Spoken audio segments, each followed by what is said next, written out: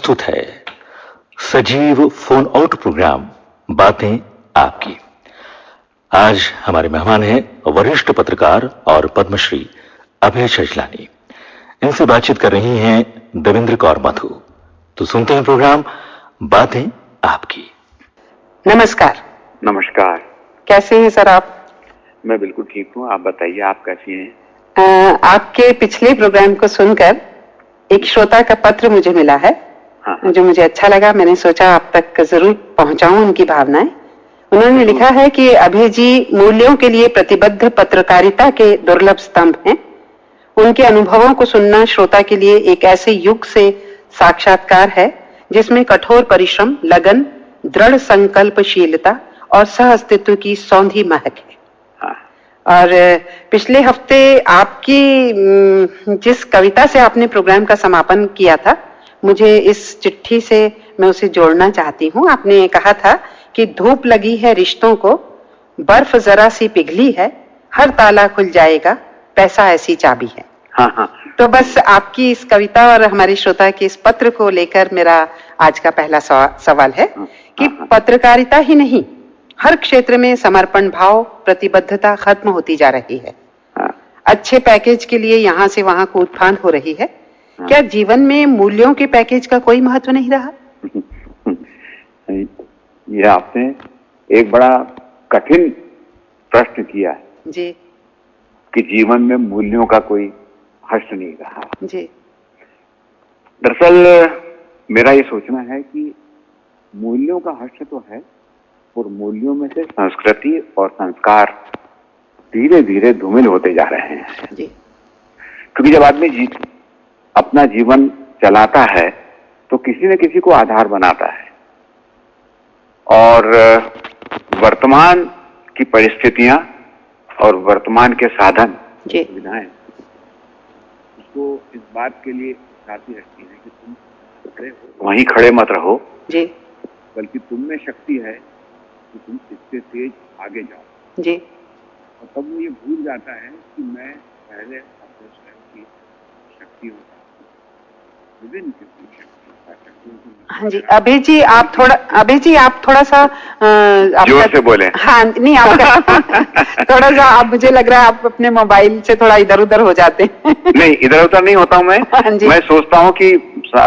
आवाज की कम और ज्यादा करना तो आपके हाथ में है ना, मेरे हाथ में नहीं है। होता ये है कि मेरी आवाज ज्यादा हो जाती है, आपकी थोड़ी कम हो जाती है, तो श्रोता मुझ पर नाराज होते हैं। नहीं, मैं श्रोताओं को नाराज नहीं होने दूंगा जी, आप विश्वास कीजिए। हाँ जी। मैं बात कर रहा था कि व्यक्ति स्वयं अपनी शक्तियों को, अपने गुणों को और अपनी संभावनाओं को आंकता नहीं है जी जी। और जो उसे दृश्य पटल पर दिखता है, सामने दिखता है, उसके पीछे भाग करके अपने को ऊंचाई तक ले जाने की कोशिश करता है, सफलता को गरिमामय बनाने की कोशिश करता है जी। ये मनुष्य का स्वभाव है जी। और जब उसको ये अनुमान होता है कि मैं जहां पहुंचना चाहता हूं, उस पहुंचने के शक्तियां, उस पहुंचने के मूल्य, उस पहुंचने के गुण, वो सब मुझ में नहीं है, तो जिसको हम लोग कहते हैं कि हमारे पास जब हमको लंबे रास्ते से नहीं जाना तो हम शॉर्टकट करते हैं जी। और उस शॉर्टकट में वो अपनी संस्कृति और संस्कार को भूल जाता है जी। ये बहुत मुश्किल है और इसके कई कारण हैं जी। क्योंकि अगर मैं उनके कारणों के बारे में जाऊंगा और उसकी विवेचना करने की कोशिश करूंगा तो जितना समय आपके पास होगा उससे बहुत ज्यादा लग जाएगा। ये काम हमने अपने समाज में संतों को दे रखा है जी। और वो मनुष्य को बेहतर मनुष्य बनाए और मनुष्य में मानवता को पिरोएं, ये उनकी जवाबदारी तो नहीं है पर उनका लक्ष्य है जी। लक्ष्य को पहुंच नहीं पाते। अभी जी, मैंने जो जीवन में मूल्यों की बात की थी, असल में देखा जाए तो वो किसी शायर ने कहा है कि हम ऐसी कुल किताबें काबिले जब्ती समझते हैं जिन्हें पढ़कर बेटे बाप को खपती समझते हैं। तो आजकल परिवार के अंदर भी बच्चे जैसे ही बड़े होते हैं और कमाने लगते हैं या कुछ करने लगते हैं तो उनके लिए बड़े बुजुर्गों के प्रति जो समर्पण भाव होता है वो भी खत्म हो जाता है और वो समझते हैं कि इनको कुछ आता नहीं। मतलब जो पहले था कि अनुभव से लाभ लेने वाली बात थी वो भी खत्म हो गई है। ऐसा क्यों हो रहा है? वो इसलिए हो रहा है कि उनको जिस तरह की शिक्षा दी जा रही है और उनमें जिस तरह की तृष्णा विकसित की जा रही है जी, उसने उनको गुमराह कर दिया है और वो गुमराह हो रहे हैं, ये मानने को तैयार नहीं होते। जी, आपने बड़े छोटों की बात की। जी, मैं बहुत पहले कभी कुछ सोच रहा था तो कुछ बातें मेरे मन में आई कि हम क्या छोटे छोटे शब्दों से बच्चों को बता सकते हैं, समझा सकते हैं, क्योंकि सबसे महत्वपूर्ण चीज है रिश्ते। भारतवर्ष का जीवन एक संयुक्त रिश्ते में है। जी, भारतवर्ष का जीवन शैली यंत्रों पर आधारित नहीं है। तब मैंने एक बार सोचा था कि इसके बारे में किस तरह से बिल्कुल सरल शब्दों में बच्चों को बताया जा सकता है। जी, तो कुछ बातें मुझे ध्यान में, अगर आप कहें तो मैं सुना सकता हूँ। बिल्कुल बिल्कुल, जरूर बताइए। एक किनारा कठोर खुरदुरा, दूसरा कोमल संवेदनशील, इसी के बीच बहती है धारा रिश्तों की। कभी कठोर किनारे से टकराती घायल हो जाती है सतह रिश्तों की, कभी रिश्ते कोमल किनारे को काट काट कर दर्द भर देते हैं संवेदनशीलता में। जी, बहाव के स्वाभाविक कर्म में चाहे सतह रगड़े या पीड़ित हो, संवेदनशीलता दोनों किनारों पर घायल होती है। जी, और इसके आगे भी बहुत छोटे शब्दों में शिक्षा देना हो बच्चों को, तो केवल हम अपने बच्चों को ये कह सकते हैं, मत सूखने दो इसे भले ही सहना पड़े, किनारों पर पीड़ाजनक प्रहार, जीवन रिश्तों के बहने में है, हर अनुभव को धैर्य पूर्वक सहने में है। अब इसमें धैर्य पूर्वक शब्द बहुत महत्वपूर्ण है। सहनशीलता, संवेदनशीलता और धैर्य, इन तीनों का मिश्रण जिस लालन पालन में पिरो दिया जाता है और जो बड़े होने की उम्र तक बना रहता है, उसमें कभी ऐसे दृश्य नहीं मिलेंगे कि बच्चे जो हैं वो अपने माता पिता के साथ वो व्यवहार नहीं कर रहे हैं जो अपेक्षित है। जी, असल में अभी जी देखिए, कहते हैं कि किसी एक के प्रति समर्पित रहो, और ये समर्पित होने वाली जो भावना है, कहीं मैं संस्था पे भी लागू करती हूँ कि जब कोई व्यक्ति किसी एक संस्था के प्रति समर्पित रहता है और उसे उस संस्था से, जब मैं कहूँ कि रिटायर्ड होता है, सेवानिवृत्त होता है, तो वो जो उसका मोह होता है और जो पीछे छूटे लोगों का जो उसके साथ व्यवहार होता है, वो कहीं बड़ा दुखदाई होता है। तो कहीं ऐसा लगता है कि समर्पण का भाव है जो वही शायद गलत है। नहीं, समर्पण की शुद्धता भी जरूरी है जी। समर्पण तो मेरे हथियार के उपयोग में हो सकता है जी, पर मैं उस हथियार को अपने संरक्षण के लिए उपयोग करूं जी, कि अपनी दुश्मनी के बदले के लिए उपयोग करूं। जी, और ये भाव जितने अधिक मानवता में होना चाहिए, मनुष्य में होना चाहिए, उससे अधिक कई बार पशु पक्षियों में नजर आते हैं। जी, ये जो मैं बात कह रहा हूं वो किसी को बुरी लग सकती है, किसी पर लागू नहीं है, पर आप देखिए कि कोई चिड़िया अगर घोंसला बना करके अपने बच्चे अंडा देती है तो उसको तब तक माता के रूप में पालती है जी, और जैसे ही वो उड़ जाता है और उड़ने लगता है और जब उड़ने लायक हो जाता है तो भूल जाती है कि ये मेरा बेटा है या मेरी बेटी है। तो क्या हम इंसानों में भी तू कहाँ और मैं कहाँ वाली भावना होनी चाहिए? नहीं, तू कहाँ और मैं कहाँ की भावना तो नहीं होना चाहिए, क्योंकि इंसान को ये साधन मौजूद है, वो एक दूसरे को अपनी भाषा में तलाश सकते हैं, ढूंढ सकते हैं। हाँ जी। और ये विद्वत्ता महसूस है, उसको मालूम है कि मेरा रिश्तेदार कहाँ है जी। पर हम अब उन पक्षियों जैसे हो रहे हैं कि हम रिश्तेदारी भूल जाते हैं और अपनी सफलता के लिए किसी के साथ कुछ भी व्यवहार करने को तैयार हो जाते हैं। आज आपको सबसे पहले कौन सा गाना सुनवाऊं? अरे बड़ा मुश्किल मामला है, आप अपने चुनाव का सुनवाइए। नहीं, ये तो हमारे चुनाव के तो हम बजाते ही रहते हैं। हाँ। लेकिन आज तो पसंद आपकी है। मेरी पसंद आप पूछेंगी तो मैं कह सकता हूँ कि आपने कुछ गाने मुझे बताए थे वैसे। हाँ। तो शायद आपके जहन में अभी याद नहीं आ रहा, तो मैं याद दिलाऊं आपकी पसंद के गाने? हाँ, आप बता सकती हैं, तो आखिर मैं ये कह सकता हूँ ये सही है, मैं ये भी तो याद रखूं कि आप कितना ध्यान रखती हैं मेरा। मुझे तो बहुत ध्यान है। आपने एक गाना तो यही कहा था खामोशी फिल्म का। हाँ। हमने देखी है उन आंखों की महकती वही है, मैं यही कह रहा था, हमने देखे इन आंखों को। जी, आंखों की महकती खुशबू। तो सुनवाते हैं आपको ये गीत और आपसे फिर संपर्क करते हैं। हाँ। हेलो।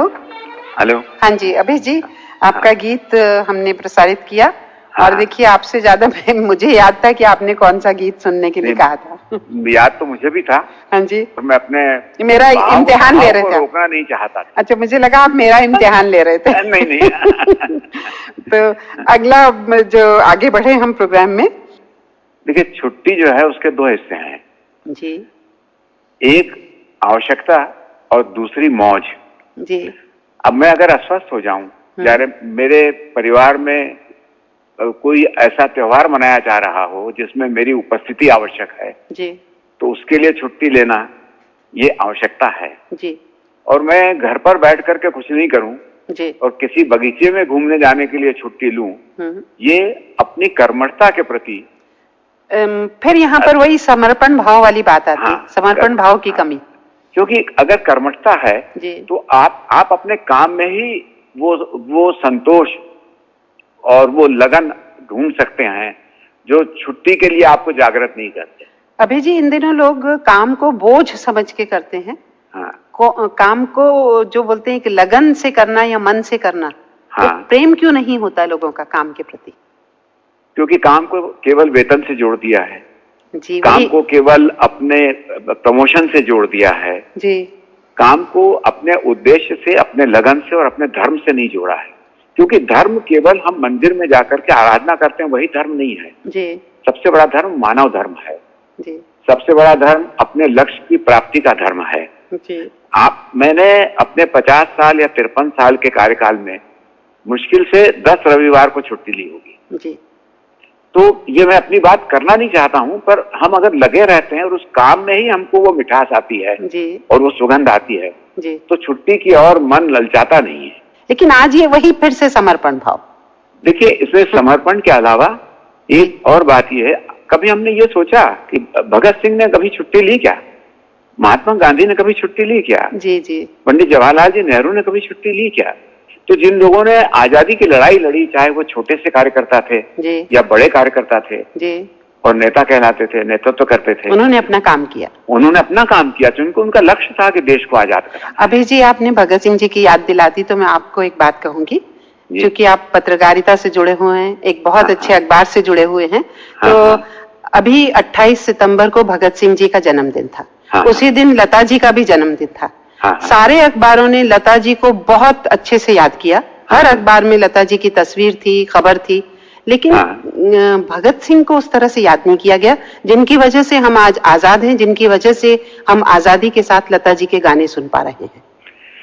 आपने जो सवाल उठाया, कई बार ये प्रश्न मेरे मन में भी आता है जी, कि हम गांधी जी को तो आज उस तरह से याद नहीं करते जी, जिस तरह से हम शिवाजी को याद करते हैं जी, या जिस तरह से हम अपने उन पुराने लड़ाकू लोगों को याद करते हैं। जी, हम जवाहरलाल जी को याद नहीं करते। तो मानव मन की ये एक अजीब स्थिति है, एक अजीब भाव है कि वो तत्काल के प्रति सजग है जी, और कुछ ही वर्ष पहले कुछ चीजें जो बीत गई हैं जिसने उसे ऐसा स्वतंत्र तत्काल दिया, ऐसा स्वतंत्र जीवन दिया, उसके प्रति हमारी वो भावना नहीं आती। इसको हमको स्कूलों में पढ़ाना चाहिए, इसमें पढ़ाई का दोष है। हम आज, अगर मैं इंदौर में हूँ, इंदौर शहर के स्कूलों में जाकर के ये पूछूं कि आजादी की लड़ाई में इंदौर के कौन लोग प्रमुख थे, तो कोई बता नहीं पाएगा। हमने अपने विकास के दौर में उन बगीचों के नाम बदल दिए जो पहले ऐसे स्वतंत्रता संग्राम सेनानियों के नाम पर जाने जाते थे ताकि उनको याद रहे। जी जी। तो ये हमारे सोच की और हमारे विकास के दौड़ की असफलता का एक प्रमाण है कि वो हमको संस्कार से अलग ले जा करके, पूजनीयता से अलग ले जा करके, जो चरित्र हुए हैं जिनकी अनुकूलता में हमको चलना चाहिए, उनसे अलग ले जाती है। अभी जी, अभी आपने विकास की बात की। तो एक सवाल मेरे मन में ये भी था कि आपने पुराना इंदौर भी देखा है और आज का इंदौर भी आप देख रहे हैं। विकास के नाम पे जो कुछ हो रहा है वो भी देख रहे हैं और विकास कर भी रहा है इंदौर, और बहुत अच्छी सड़कें बन रही हैं, सब कुछ हो रहा है।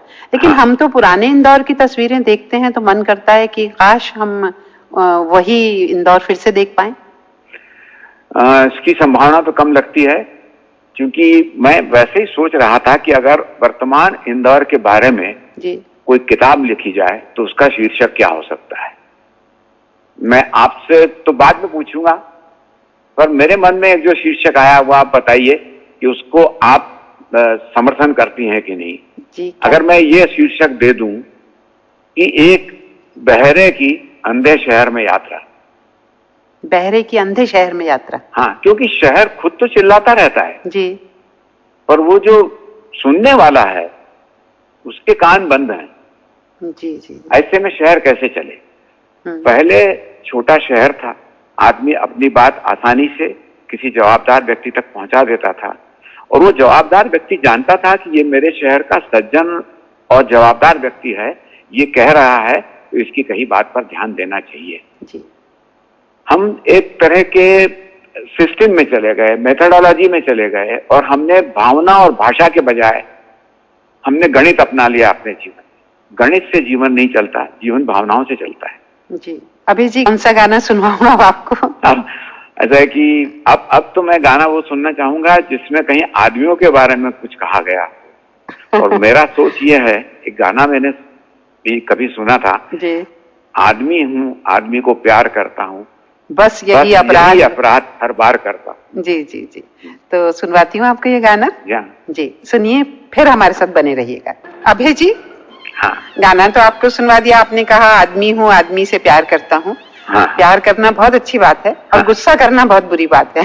बिल्कुल सही बात है। आपको गुस्सा आता है? मुझे गुस्सा नहीं आता है, मैं नहीं मानती गुस्सा तो आजकल। क्योंकि मैं ये अपने दफ्तर में मेरे साथ काम करने वाले जी, तमाम लोगों की गवाह के रूप में उपस्थित कर सकता हूँ। वो ये चाहते हैं कि हम तरस रहे हैं आपका गुस्सा देखने के लिए। जी। तो कारण उसका ये है कि जी। गुस्सा और प्रेम, जी, ये दो आदमी के गुण हैं, जी, और गलती और सफलता ये भी उसी के गुण हैं।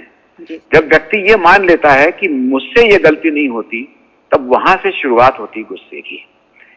या जब वो ये मान लेता है कि इसके गुस्से से मुझे सजा मिलने वाली है, तब वहां से शुरुआत होती है कि वो कितना कमजोर है, इसलिए गुस्सा आ रहा है। जी, क्योंकि अगर मैं कुछ लोगों के साथ काम कर रहा हूं तो मैं ही हमेशा सही करूंगा और उसको भी गलती नहीं करना चाहिए, ये कभी भी व्यवहार में संभव नहीं होता। तो इसका मतलब है कि आपको गुस्सा नहीं आता, यानी आप गुस्से को हमेशा कंट्रोल कर लेते हैं? नहीं, मुझे गुस्सा आना ही बंद हो गया। कंट्रोल तो शुरू में करना पड़ता था, पर अब गुस्सा आना ही बंद हो गया। मैं ये मान के मुझे मेरे पिताजी ने एक शिक्षा दी थी। जी, जब यहाँ से काम मैंने शुरू किया था, तब जब किसी पर पहली बार गुस्सा किया, जी, उसकी विस्तार तो मैं नहीं बता रहा हूं, पर उन्होंने मुझे एक बात कही थी कि बेटा हमेशा ध्यान रखना कि अगर तुम किसी को पेट पालने का साधन नहीं दे सकते हो, जी, तो उसके पास जो पेट पालने का साधन है उससे वो छीन लेने का अधिकार तुम्हें नहीं है। जी, जिसके साथ काम कर रहे हो ये सीखो कि तुमने उसका एक अनुमान लगाया था कि उसमें ये गुण है काम करने के, पर हो सकता है कि वो गुण नहीं है, तुम्हारा अनुमान गलत था, उसमें कुछ दूसरे गुण होंगे तभी तो तुम्हारे साथ है, नहीं तो होता कैसे। जी, जी, और उसको उसमें जो गुण है, उसको जिसमें रस आता है, वो काम करने का मौका दो। जी। अभय जी, असल में ये सवाल मैंने इसलिए किया था गुस्से वाला कि हाँ। इन दिनों हमारी जो समय परिस्थितियां इतनी जिद्दी होती जा रही हैं कि हर इंसान को किसी ना किसी बात पे गुस्सा जरूर आता है, हाँ। हालात की वजह से। तो उसी हालात की वजह से आदमी तनाव झेल रहा है, डिप्रेशन में जाता है, और अक्सर अखबार में खबरें आती हैं कि किसी माँ ने पहले अपने बच्चों को मार दिया, फिर खुद भी आत्महत्या कर ली। ये डिप्रेशन, मतलब जिसे गुस्सा नहीं आता वो डिप्रेशन में भी नहीं जाता होगा शायद, लेकिन डिप्रेशन में क्यों जाता है? वो डिप्रेशन में नहीं जाता है, और दरअसल जो गुस्सा करता है, जो किसी की हत्या करता है, वो स्वयं बाद में महसूस करता है कि मुझसे ये गलती हो गई, मुझे ये नहीं करना चाहिए था। हाँ जी। वो अपने आप को नियंत्रित नहीं कर पाता है, और आदमी में ही ये गुण दिया हुआ है जी, कि वो अपने आप को नियंत्रित करे। जी, वैसे आप देखें, कई बार लोग कहते हैं कि अगर सांप निकल गया है आपके यहाँ, आप उसको नहीं छेड़े तो चुपचाप निकल जाएगा, जी, आपको नहीं काटेगा। जी, अगर शेर सामने है आपके और आप चुपचाप स्थिर खड़े हैं, और तो वो निकल जाएगा, पर आपने जहां उसके ऊपर अगर एक कंकरी भी फेंकी तो वो आप पर उछलेगा। तो मनुष्य में ये गुण क्यों नहीं आ सकता? मैं हमेशा ये सोचता रहता हूँ। जी। एक और सवाल मेरा है कि हम जीवन में बहुत सारे काम हम करना चाहते हैं बहुत, लेकिन सिर्फ इसलिए नहीं करते कि लोग क्या कहेंगे। कई हाँ। बार ऐसा लगता है कि ये हमें करना चाहिए लेकिन नहीं कर पाते, या लोगों की वजह से हम अपने आप को अंदर से कहीं रोकते हैं। हाँ। हमारा मन उसे सही मानता है तो भी नहीं कर पाते। हाँ हाँ। इस बारे में ये लोग क्या कहेंगे वाली बात पे आपकी क्या प्रतिक्रिया है? अब मैं इस वक्त कोई प्रतिक्रिया तो क्या गाने को याद नहीं कर सकता हूँ, पर एक गाना है हाँ जी। कि लोगों का काम है कहना, जी जी, वो तो कहते रहेंगे। कुछ तो लोग कहेंगे, कुछ तो लोग लोगों का कहेंगे। काम है कहना, छोड़ो बेकार की बातें। हाँ, हाँ जी। पर दिक्कत ये है कि हम स्वयं अपने भीतर से कमजोर हो जाते हैं। हाँ जी हाँ जी हाँ जी, ये एक दिक्कत है। जी जी, इसलिए हम लोगों से डरते हैं। हाँ जी। हम अगर सही हैं, सच्चा काम कर रहे हैं, सकारात्मक काम कर रहे हैं और हमें शक्ति है, तो डर को कभी निकट नहीं आने देना चाहिए। जी, ये तो अभी जी अब घड़ी मुझे इशारा कर रही है, इसके पहले कि आपसे इजाजत लूं, मैं चाह रही थी कि आप आज हमें कुछ गाना सुनाएं फिर से एक बार। आपने पिछली बार वादा किया था कि अगली बार आप जरूर तैयारी करके आएंगे, फिर सुनाएंगे। मैं तो तैयारी क्या करूंगा, क्योंकि गायक करते हैं तैयारी, तो मैं तो रियाज भी नहीं कर सकता। पर आप कह रही हैं तो एक दो पंक्तियां सुना सकता हूँ। सुनाइए, कौन सा गाना? मैं पल दो पल का शायर हूँ, पल दो कहानी है, पल आप अपने मोबाइल से फिर दूर हो गए शायद। नहीं तो नहीं, अब आपकी आवाज ठीक आई। हाँ जी। पल दो पल मेरी जवानी है, मैं पल दो पल का शायर, मुझसे पहले कितने शायर आए और आकर चले गए, कुछ आहें भर कर लौट गए, कुछ नगमे गा कर चले गए।